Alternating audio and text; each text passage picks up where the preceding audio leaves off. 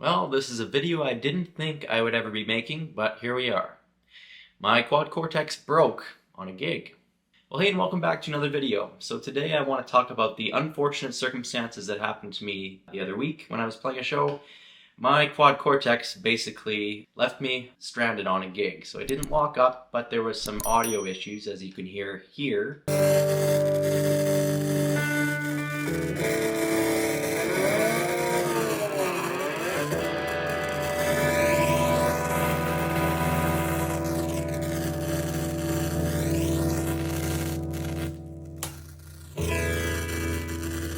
That's a totally clean sound.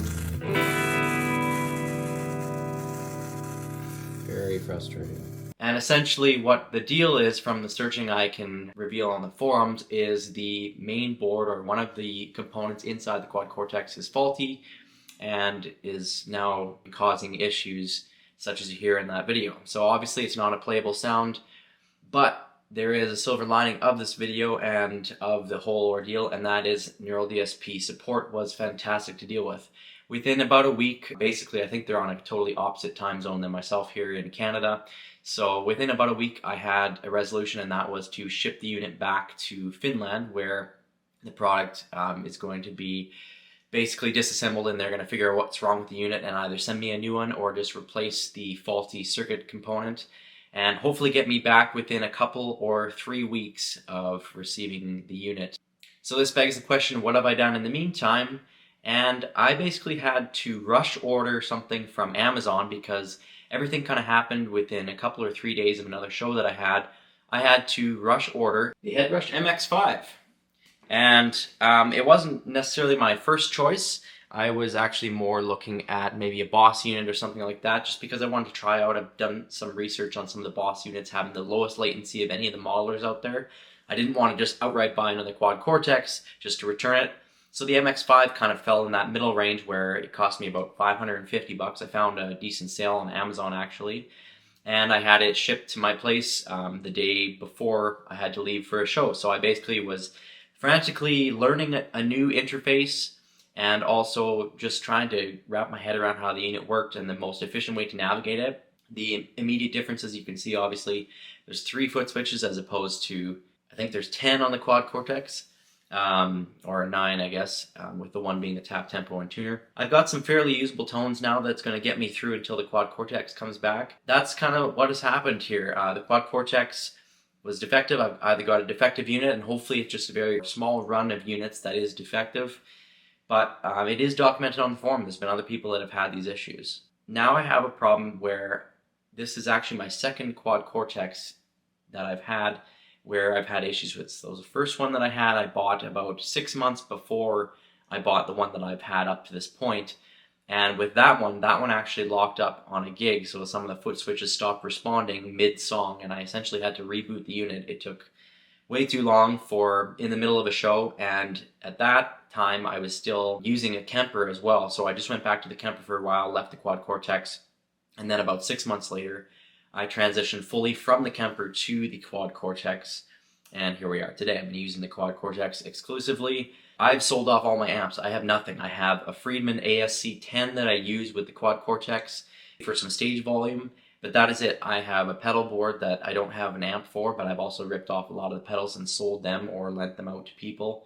But my main rig essentially went down on me during a gig, so if any of you are professional musicians or just play for a living or play even recreationally, you can know how stressful it is to have any sort of gear malfunction, let alone when it's your entire sound that now has basically gone down and is not usable. So again, with this whole ordeal, I want to stress that Neural DSP has been very helpful, and I believe that everyone else in the forum thread that has had the same issue has had the same experience. I haven't heard any sort of bad tales about customer service, so I'm not trying to put Neural DSP down. Obviously it's a crappy situation, but I'm just hoping that the unit will be reliable once I get it back and I won't have any more issues. Now with this Headrush MX5, it's been a little bit of a journey. So I got the unit late Wednesday night, and then Thursday I spent basically most of the day trying to dial in some sounds for the show that I had on the weekend. I had to leave really early Friday morning to travel, and then played Friday night and Saturday night.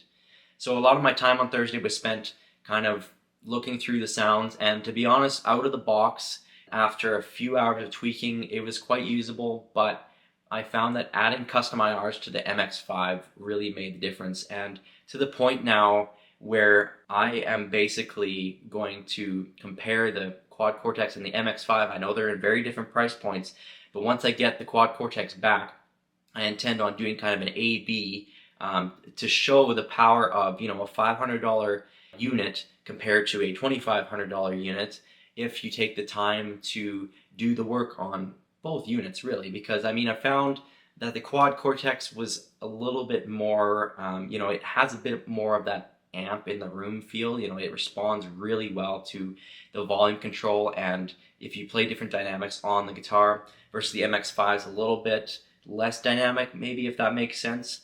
But the big thing, as I said, for the MX5 for me was loading custom IRs, and I found a matchless IR that worked fantastic for my playing, and here's a clip of that.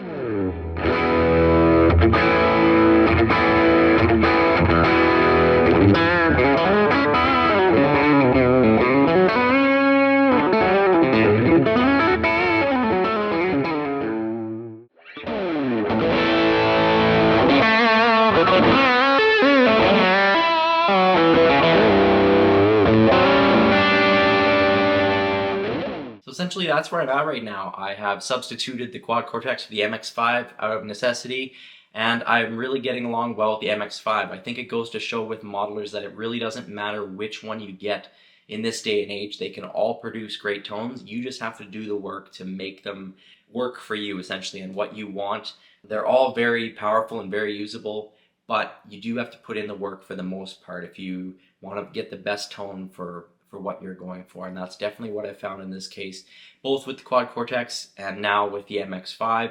You just have to put in a little bit of work and know what you would like to hear, and they're very flexible that way, and you can change your sound and adapt your sound to whatever you're used to hearing, and that's what I've had to do with this MX5. As always, thank you so much for watching. Please consider subscribing to the channel and hit that bell icon so you don't miss another video. We'll see you next time.